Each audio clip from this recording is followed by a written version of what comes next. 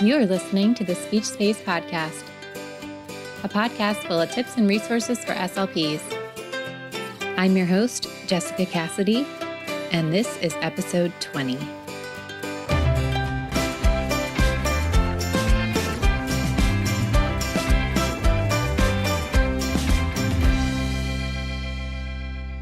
Hey everyone, Jessica here from the Speech Space, and today we are going to be talking about summarizing. So I know that some of you might have students with this IEP goal, and it might be something that you've been working on for a while. So if you feel stuck in this area, I'm here to give you some specific strategies for working on this skill. Now, first of all, let's just talk about the general rules of summarizing. So this comes from the article, The Effects of Teaching a Summary Skill Strategy to Students Identified as Learning Disabled on Their Comprehension of Science Text. And that's written by Nelson, Smith, and Dodd. So those three general rules of summarizing are the first, deletion of unnecessary information. The second is substitution of a superordinate term for a list of items or actions. And the third is selection of a topic sentence.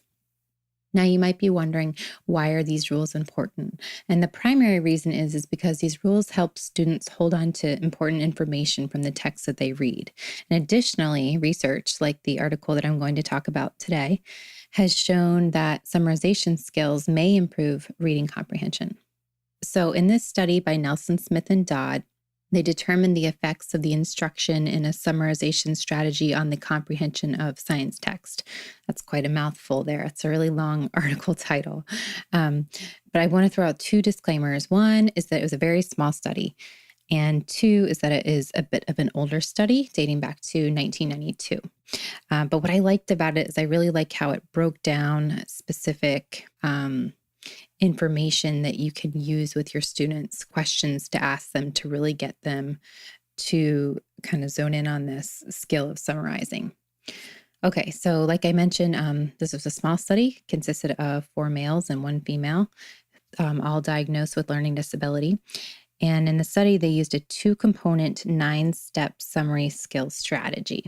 So the first component was to identify and organize the main idea and important information. So here are the questions and what they asked of the students to do. And they actually went through and they made their own handout with this information, but I'm going to run through it here. So number 1 was, what was the main idea? Write it down. Number 2 was, what important things did the writer say about this? Write them down. Number 3, check to make sure you understood what the main idea was and the important things the writer said about this. Number 4, what is the main idea or topic that I'm going to write about? Write it down. Number 5, how should I group my ideas? Put a 1 next to the idea you want to be first. Put a 2 next to the idea you want to be second, and so on. Number 6, is there any important information that I left out? And is there any unimportant information that I can take out? And then number 7 is to write the summary. Now, the second component is called clarify and revise the summary. And for that, it asks the student to reread the summary. It asks, is there anything that's not clear? Revise your summary if necessary.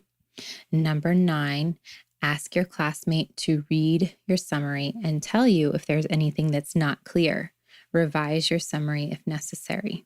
So, like I said, I really liked the 9 steps that really walks the student through different components that helps them to think about summarizing and gives them kind of checks and balances. I like that they have the student that can go back in and help them by letting them know if something isn't clear. I like how it prompts them to go back in and take out any information that's not relevant. Now, prior to having the students use this whole 9-step process, 3 steps were used. So the first was the teacher reviewed each step of the whole process. And then step 2 was to model it. So the teachers modeled the strategy aloud for the students prior to asking them to use the strategies or the 9-step sequence themselves. And 3 was guided practice. So that's where the students practice using this guide to write a summary with the guidance of the teacher. And then after that, they moved on to an independent reading phase. So results showed clear increases in the percentage of important information included in the summaries occurred when this summary skills strategy was introduced. The authors stated the clear changes under both the group and the independent reading conditions associated with the introduction of the summary skill strategy in reading comprehension, coupled with increases in the completeness of the text summaries across the 5 students, clearly demonstrate the efficacy of the strategy. And they went on to further state that the results were maintained at a 4-week follow-up. So again, very small study, and it is a bit older, but what I liked about it is that there was a nice breakdown in the process that they used. And I think information like that can be invaluable to SLPs looking for maybe something new to try or where to start. So I hope that you guys found this information helpful. As always, please feel free to email me with any ideas you'd like for me to cover on future podcast episodes, jessica@thespeechspace.com. And I just wanted to let you guys know that I actually decided to extend the promotional rate of the digital SLP membership until November the 15th. So that's actually a couple weeks longer than I had initially anticipated. But if you did listen to an older podcast and thought that you missed out, you actually have not. You have until November 15th.